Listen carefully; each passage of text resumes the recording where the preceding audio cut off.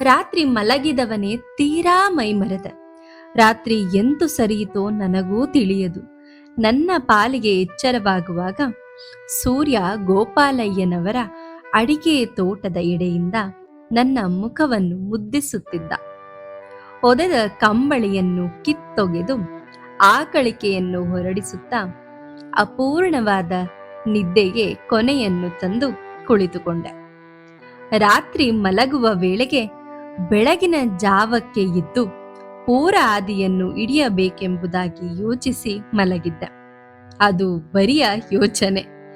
ಬೆಳಗಿನ ಜಾವದಲ್ಲಿ ನನ್ನನ್ನೊಬ್ಬರೂ ಎಚ್ಚರಗೊಳಿಸಿ ರಾಜಮಾರ್ಗಕ್ಕೆ ತಂದು ಬಿಡುವಂತವರು ಬೇಕಲ್ಲ. ಈಗ ತೀರಾ ಹೊತ್ತೇರಿದ್ದುದರಿಂದ ಅವಸರಗೊಂಡು ಅಂಗಳವನ್ನು ಸೇರಿದೆ. ಅಲ್ಲಿಯೇ ಯಜಮಾನರ ದರ್ಶನವಾಯಿತು. ಏನು, ಮುಖವನ್ನು ತೊಳೆಯುತ್ತೀರಾ ಎಂದು ಉಪಚರಿಸಿ ನನ್ನನ್ನು ಬಯಲಿನ ಸೆರಗಿಗೆ ಕರೆದೊಯ್ದರು. ನನಗೆ ಎಲ್ಲವೂ ಅವಸರವೇ. ಹೊರಕ್ಕೆ ಹೋಗಿ ಮನೆಗೆ ಮರಳಿ ಬರುವ ತನಕ ಯಾವುದನ್ನು ಕಣ್ಣೆತ್ತಿ ಕಾಣಲಿಲ್ಲ. ತೋಟದ ಕಾಲುವೆಯ ನೀರಿನಲ್ಲಿ ಹಲ್ಲುಜ್ಜಿಕೊಂಡು ಮುಖ ಆವರಿಸುತ್ತಾ, ರಾಜಮಾರ್ಗದ ತನಕ ದಾರಿ ತೋರಿಸಲು ಯಾರನ್ನಾದರೂ ಕಳುಹಿಸಿಕೊಡುತ್ತೀರಾ ಎಂದು ಕೇಳಿದ. ಅವರು ನಕ್ಕರು. ಯಾವುದಕ್ಕೂ ಕಾಫಿಯಾಗಲಿ ಎಂದರು. ಮನೆಯೊಳಗೆ ಬಿದಿರಿನ ಅಂಡೆಯಲ್ಲಿ ಕಡೆಗೋಲು ಗರ್ಜಿಸುತ್ತಿತ್ತು. ಆದರೂ ಗೋಪಾಲಯ್ಯ, ಶಂಕರೀ, ನಾವು ಕಾಫಿಗೆ ಬರಲೇ ಎಂಬುದಾಗಿ ಕೇಳಿದರು. ಕಾಫಿಗೆ ಎಂಬ ಸದ್ದನ್ನು ಕೇಳಿದಂತ ನನಗೆ ಈ ಕೆಳಬಯಲಿನ ಕಗ್ಗಾದ ರಾಜ್ಯಕ್ಕೂ ನಾಗರಿಕತೆ ಬಂದು ನಾಟಿತಲ್ಲ ಎನಿಸಿತು. ಸರಿಯೇ. ಗೋಪಾಲಯ್ಯನವರೊಡನೆ ನಾನು ಅಡುಗೆ ಮನೆಯನ್ನು ಸೇರಿದ. ನಿತ್ಯ ರೂಢಿಯಂತೆ ಸ್ನಾನ ಮಾಡಿಯೇ ಕಾಫಿ ಕುಡಿಯುವ ಅವರ ಜೊತೆಗೆ ಇಂದಿನ ದಿನ ಸ್ನಾನ ಮಾಡಿದ ನಾನೂ ಸೇರಿಕೊಂಡೆ. ಎಲೆಗಳು ಬಂದವು.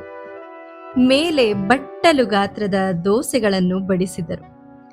ಜೇನು ಹೆರೆ ತುಪ್ಪಗಳ ಸನ್ನಹವಾಯಿತು. ಬದಿಯಲ್ಲಿ ಚಿಕ್ಕ ಗುಡಾಣಗಳಂತಹ ಗಿಂಡಿಗಳಲ್ಲಿ ಕಾಫಿ ತಂದು ಇರಿಸಿದ್ದಾಯಿತು. ನನ್ನ ಮುಖವನ್ನು ಕಂಡು ಗೋಪಾಲಯ್ಯನವರು, ತೆಗೆದುಕೊಳ್ಳಿ ಅಂದರು. ನಾನು ಇಷ್ಟನ್ನೇ ಎಂದು ಕೇಳಿದೆ.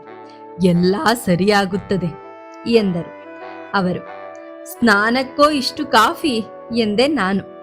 ಗೋಪಾಲಯ್ಯ ಮಲ್ಲಿಗೆಯ ಮೀಸೆಯೊಳಗಿಂದ ಜಾಜಿ ಹೂವಿನ ನಗುವನ್ನು ಸೂಸಿ, ನಾವು ಹಳ್ಳಿಯವರು, ನಮಗೆ ಹೊಟ್ಟೆ ತುಂಬ ತಿಂದರೆ ಲೆಕ್ಕಾಚಾರ ಎಂದರು. ಅಂತ ಉಪಚಾರಕ್ಕೆ ಮರುಳಾಗಿ ಉಪಹಾರವನ್ನು ತೊಡಗಿದ ನಾನು ಮುಗಿಸುವಾಗ ಬರೀ ಎಲೆಯನ್ನು ನೋಡುತ್ತಲಿದ್ದ. ಸೋತ ವಿಷಯವೆಂದರೆ ಆ ಕಾಫಿಯೊಂದರಲ್ಲಿ ಅದನ್ನು ಬರಿದು ಮಾಡದೆ ತಿಂದು ದಣಿದು ತೇಗುತ್ತಾ ಇದ್ದರೆ ಗೋಪಾಲಯ್ಯ, ಶಂಕರೇ, ಕದಲಿ ಹಣ್ಣು ಬಿಡಿಸಲೇ ಇಲ್ಲವಲ್ಲ ಎಂದರು. ಅಯ್ಯೋ, ನನ್ನ ಮರವಿಯೇ ಎಂದು ಅವಳು ಹಣ್ಣನ್ನು ತಂದು ಬಡಿಸಿದಳು. ಶಾಸ್ತ್ರಕ್ಕಾದರೂ ತಿನ್ನು ಎನ್ನುವಂತೆ ನನ್ನನ್ನು ಬಲವಂತಪಡಿಸಿ 4 ಹಣ್ಣುಗಳ ಪಾಲಿಗೆ ನಾನು ಮೃತ್ಯುವಾಗುವಂತೆ ಮಾಡಿಸಿದರು.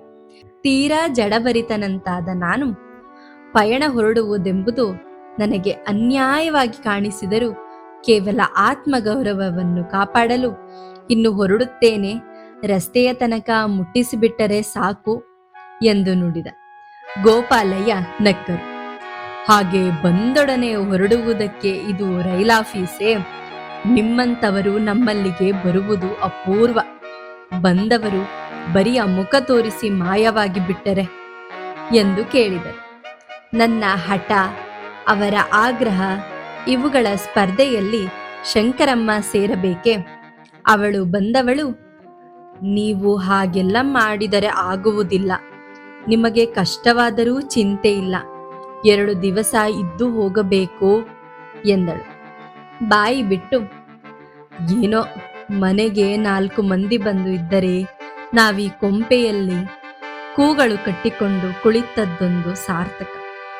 ನಮ್ಮ ಹೆತ್ತ ಮಗುವೇ ಮನೆಗೆ ಬಾರದಿರುವಾಗ ನಮ್ಮಂಥವರು ಯಾರಾದರೂ ಬಂದರೆ ದೇವರು ಕರುಣಿಸಿದ್ದು ಎಂದು ಅನಿಸುತ್ತದೆ ಎಂದಳು. ಆಗ ನನಗೆ ಹಿಂದಣ ರಾತ್ರಿಯ ಮಾತುಕತೆಗಳೆಲ್ಲ ನೆನವರಿಕೆಗೆ ಬಂದು, ಮಗನಿಂದ ದೂರಳಾದ ಆ ತಾಯಿ ಮಾನವ ಪ್ರೇಮಕ್ಕಾಗಿ ಎಷ್ಟು ಹಸಿದಿದ್ದಾಳೆಯೋ ಎನಿಸಿತು. ಅದರಿಂದಾಗಿ ನಾನು ತಿರುಗಿ ಚಕಾರವೆತ್ತಲಿಲ್ಲ. ನನಗಿನ್ನು 30 ಮೈಲಿನ ಪಯಣ ಉಳಿದಿದೆಯಾದರೂ ಉದ್ದೇಶಿಸಿ ಬಂದಂತ ಕೆಲಸ ಹೇಗೋ ವ್ಯರ್ಥವಾಗಿ ಹೋಗಿತ್ತಾದುದರಿಂದ ತೀವ್ರವೇ ಊರನ್ನು ಸೇರಬೇಕೆಂಬ ಆತುರಕ್ಕೆ ಎಡೆಯಿರಲಿಲ್ಲ. ಈಗ ನನ್ನ ಪಯಣದ ಉದ್ದೇಶವನ್ನ ಕುರಿತು ಹೇಳಬಹುದಲ್ಲ. ಪುತ್ತೂರಿನಲ್ಲಿ ನಮ್ಮ ಮನೆ ಇದೆ. ನಮ್ಮ ಮನೆಯ ಹಸು ಒಂದು ದಿನ ಮೇವಿಗೆ ಹೋದದ್ದು ಮರಳಿ ಬರಲಿಲ್ಲ. ಜಾನುವಾರು ಸಂತೆಯ ಸಮಯದ ಹಿಂದು ಮುಂದು ಊರಲ್ಲಿ ದನಕರುಗಳು ಕಳವಾಗುತ್ತಿರುವುದು ರೂಢಿ. ಮೇಲೆ ಯಾರೋ ಒಬ್ಬ ಯಾವುದೋ ಒಂದು ಚಂದದ ದನವನ್ನು ಮೂಡಲಿಗೆ ಒಡೆದುಕೊಂಡು ಹೋಗುತ್ತಿದ್ದ ಎಂಬ ಸೂಚನೆ ಕೊಟ್ಟ. ನಮ್ಮ ಮನೆಯ ಹಾಳು ಮಂತ್ರವಾದಿಯನ್ನು ಕೇಳಿ ಬಂದು ಅದು ಮೂಡಲಿಗೆ ಹೋದದ್ದೇ ನಿಜ, ಹಠ ಸಾಧಿಸಿದರೆ ಸಿಕ್ಕಿಯೇ ಸಿಗುತ್ತದೆ ಎಂಬ ಭರವಸೆಯನ್ನು ತಂದ. ಕಣ್ಣಿನ ಸಾಕ್ಷಿ, ದೇವತೆಗಳು ನುಡಿದ ಭವಿಷ್ಯ ಇವೆರಡನ್ನೂ ನಂಬಿ ಪುತ್ತೂರಿನಿಂದ ಸುಬ್ರಹ್ಮಣ್ಯಕ್ಕೆ ಹೊರಟೆ. ಹೋಗುತ್ತಾ ಹಾದಿಯಲ್ಲಿ ಕಂಡ ಕಾಣದ ಯಾವತ್ತೂ ಹಸುಗಳನ್ನು ನನ್ನವೇ ಎಂಬ ಭ್ರಮೆಯಿಂದ ಅಲೆದಾಡಿದ. ಕುಳ್ಕಂದದ ಸಂತೆ ಬಯಲಿಗೆ ಬಿಸಿಲೆ ಘಟ್ಟವು ಅಡ್ಡವಾಗದಿರುತ್ತಿದ್ದರೆ ದನವನ್ನು ಅರಸುತ್ತಾ ಹಾಸನ ಜಿಲ್ಲೆಗೆ ಹೋಗುತ್ತಿದ್ದೆನೋ ಏನೋ. ಅಂತೂ ಕಾಲಿನ ಹಿಮ್ಮಡಿಗಳನ್ನು ಸಹವೇಸಿಕೊಂಡುದೇ ಬಂತು. ನಿರಾಶೆ ಆಯಾಸಗಳ ದೆಸೆಯಿಂದ ಸೋತ ನನಗೆ ನನ್ನ ಮರುಳತನ ತೀರಾ ವ್ಯಕ್ತವಾಯಿತು. ಈ ಗ್ರಾಮದವರು ವರ್ಷಕ್ಕೆ 10 ದನ 100 ಕರುಗಳನ್ನು ಏನೋ ವ್ಯತೆಯಿಲ್ಲದೆ ಒಲಿರಾಯನಿಗೆ ಕೊಡುತ್ತಿದ್ದಾರೆ. ಹಾಲಿಲ್ಲದೆ ನರಳುತ್ತಿದ್ದ ಒಂದು ಬಡ ನರಹುಲಿ ನನ್ನ ದನವನ್ನು ಕದ್ದುದಕ್ಕೆ ಏಕೆ ಹೇಳಬೇಕು ಎಂದು ನೆನೆದು ಎಂದೆ. ಆ ವೃದ್ಧ ದಂಪತಿಗಳು ತಮ್ಮ ಕೇಳಿಕೆಗೆ ಅದು ನನ್ನ ಉತ್ತರವೆಂಬುದಾಗಿ ತಿಳಿದರು. ನನಗೆ ಅಲ್ಲಿರಲು ಆತಂಕವಿರಲಿಲ್ಲ. ಈ ಕಾಡಿನ ರಾಜ್ಯದಲ್ಲಿ ದಿನ ಕಳೆದು ರಾತ್ರಿಯಾಗುವುದು, ಆ ರಾತ್ರಿ ಹೋಗಿ ತಿರುಗಿ ಹಗಲಾಗುವುದು ಶಕ್ಯವೇ ಎನಿಸುತ್ತಿತ್ತು. ನನ್ನ ಸಮಸ್ಯೆಯನ್ನು ಇಂಗಿತದಿಂದಲೇ ತಿಳಿದುಕೊಂಡಂತೆ ಗೋಪಾಲಯ್ಯ, ಮಧ್ಯಾಹ್ನ ನಮ್ಮ ಕಾಟುಮೂಲೆ ನಾರಾಯಣನ ಮನೆಗೆ ಹೋಗಿ ಬರುವ. ಅದು ಬಹಳ ಚಂದವಾದ ತಾವು. ನಿಮಗೂ ಅದನ್ನು ನೋಡಿದರೆ ಸಂತೋಷವಾದೀತು ಎಂದರು. ನಾನು ಬೆಳಗಿನ ಸಮಸ್ಯೆಯನ್ನು ಯೋಚಿಸಿ, ನನ್ನಷ್ಟಕ್ಕೆ ಹೀಗೆಲ್ಲಾದರೂ ಸುತ್ತಾಡಿ ಬರುತ್ತೇನೆ ಅಂದೆ. ಅವರು, ಬೆಳಿಗ್ಗೆ ನನಗೂ ಏನು ಮಹಾಜಂಬರವಿಲ್ಲ. ಮೊದಲು ನಮ್ಮ ಮನೆಯ ಹಿಂದಿನ ಗುಡ್ಡವನ್ನು ಹತ್ತಿ ಇಳಿಯುವ. ಆದರೆ ಮುಳ್ಳು ಚುಚ್ಚಿತು, ಕಂತಿತು ಎಂದು ದೂರಬೇಡಿ ಎಂದು ನುಡಿದರು.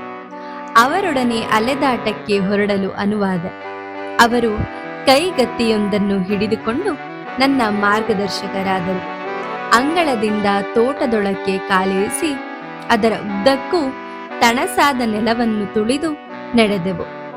ತೋಟವು ಕಾಲುವೆಯನ್ನು ನೀರಿನಿಂದ ಉಕ್ಕಿಸುತ್ತಿದ್ದ ಬೆಟ್ಟದ ಅಬ್ಬಿಯೊಂದು ಇದಿರಾಯಿತು. ಕುಣಿಯುವ ಆ ಬೆಟ್ಟದ ಕನ್ಯೆಯನ್ನು ಕಂಡು ಮರುಳಾದ ನಾನು, ಎಷ್ಟು ಚಲುವಿನ ತಾವನ್ನು ಹುಡುಕಿ ಮನೆ ಮಾಡಿಕೊಂಡಿದ್ದೀರಿ ಅಂದೆ. ಅಯ್ಯೋ, ಇದರ ಅಪ್ಪನಂತಹ ಹಬ್ಬಿ ಈ ಗುಡ್ಡಗಳಲ್ಲಿ ಎಷ್ಟು ಬೇಕು ನಿಮಗೆ ಅಂದರು ಅವರು. ನಿಜ, ನಮ್ಮ ಹಾದಿಯುದ್ದಕ್ಕೂ ಹಬ್ಬಿಗಳ ಲಾಸ್ಯವೇ ಲಾಸ್ಯ. ಅವುಗಳನ್ನು ನೋಡುತ್ತಾ ಬಂಡೆಗಳಿಂದ ಬಂಡೆಗಳಿಗೆ ಜಿಗಿಯುತ್ತಾ ತಮ್ಮ ಹಾದಿಗೆ ಅಡ್ಡವಾಗುತ್ತಿದ್ದ ಓಟೆ ಬಿದಿರುಗಳನ್ನು ಕಾಂಡಗಳನ್ನು ಬದಿಗೆ ತಳ್ಳುತ್ತಾ ಸಾಗುತ್ತಿದ್ದ ನನಗೆ ಮೈ ಎಚ್ಚರವಿರಲಿಲ್ಲ. ಗೋಪಾಲಯ್ಯ, ನೋಡಿ, ಈ ಅಪ್ಪಳ ಕರಿದ ವಾಸನೆಯುಂಟಲ್ಲ, ಅದು ಕನ್ನಡಿ ಹಾವಿನದ್ದು ಎಂದರು. ಆ ಮಾತಿನ ತಲೆಬುಡ ನನಗಾಗದೆ, ಕನ್ನಡಿ ಎಂದು ನುಡಿದೆ ನಾನು. ಗೋಪಾಲಯ್ಯ, ನನ್ನ ಸೌಂದರ್ಯದ ಕನಸನ್ನು ಸಂಪೂರ್ಣವಾಗಿ ಹರಿದೊಗೆಯುವಂತೆ ತಮ್ಮ ಸಹ ಗ್ರಾಮವಾಸಿಗಳಾದ ಅನೇಕ ಆವುಗಳನ್ನು ಕುರಿತು ಬಣ್ಣಿಸಿದರು. ಆ ಭೀಕರ ವರ್ಣನೆಗಳಿಂದ ಸೌಂದರ್ಯ ಮೋಹನಷ್ಟನಾದ ನಾನು ಕಾಲು ನೋಡಿ ಹೆಜ್ಜೆ ಹಾಕಿ ಎಂದ ಅವರ ಮಾತುಗಳನ್ನು ಕೇಳಿದ ಬಳಿಕಂತೂ ಪ್ರತಿಯೊಂದು ಬಂಡೆಯ ಸಂದಿನಲ್ಲೂ ಒಂದೊಂದು ಹಾವನ್ನು ಕಾಣತೊಡಗಿದೆ.